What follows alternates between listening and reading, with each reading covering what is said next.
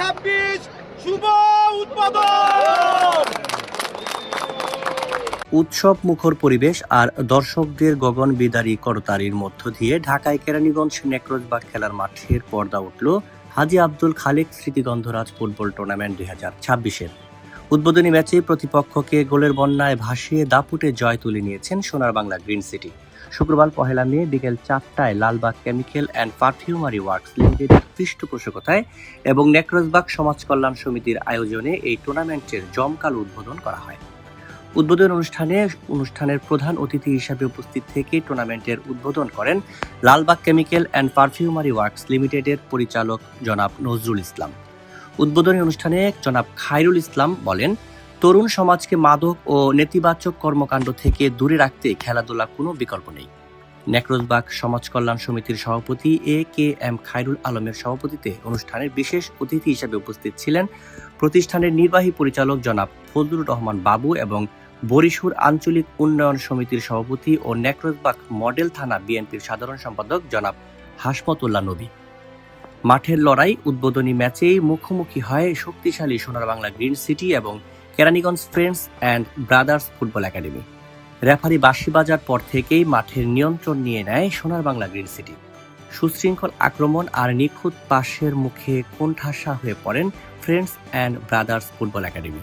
নির্ধারিত সময়ে খেলার শেষে 4-0 গোলে বিশাল ব্যবধানে জয় নিশ্চিত করেন সোনার বাংলা গ্রিন সিটি। দলের স্ট্রাইকারদের দুর্দান্ত নৈপুণ্যের Keraniganj friends and brothers football academy বড় ব্যবধানে পরাজিত হয়ে মাঠ ছাড়েন। আয়োজক সংগঠন নেক্রোজবাগ সমাজ কল্যাণ সমিতি জানায়, স্থানীয় পর্যায়ে ফুটবলের জোয়ার ফেরাতে এবং প্রতিভাবান খেলোয়াড় তৈরি করার লক্ষ্যেই এই টুর্নামেন্টের আয়োজন করা হয়েছে। গ্যালারি ভর্তি দর্শকদের স্বতঃস্ফূর্ত উপস্থিতি টুর্নামেন্টের সার্থকতা আরও বাড়িয়ে দিয়েছে।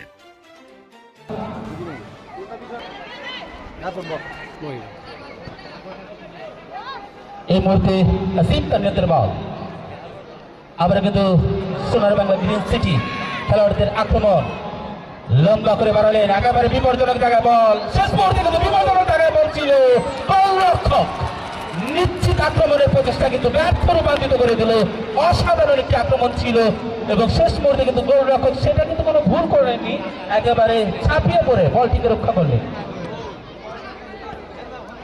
এই মুহূর্তে কিন্তু আক্রমণ দূর থেকে কিন্তু দূরপাল্লার ঠিক অসাধারণ, সেই বিশ্বস্ত হক গোলরক্ষক সোহান ছাপিয়ে পড়ে কিন্তু বলটিকে রক্ষা করলেন।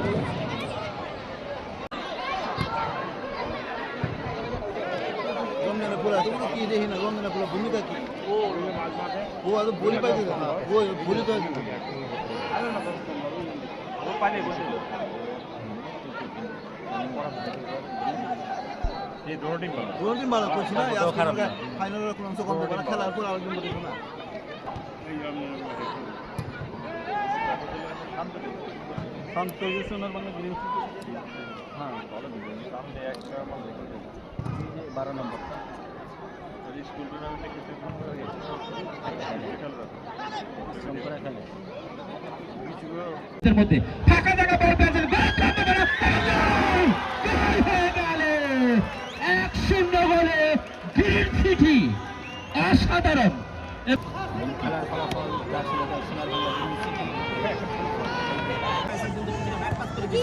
আবার কিন্তু বিপজ্জনক জায়গায় বল, শেষ মুহূর্তে কিন্তু গোলের সম্ভাবনা এবং কিন্তু এখনো কিন্তু বিপদ কাটেনি ফুটবল একাডেমির অনুকূলে।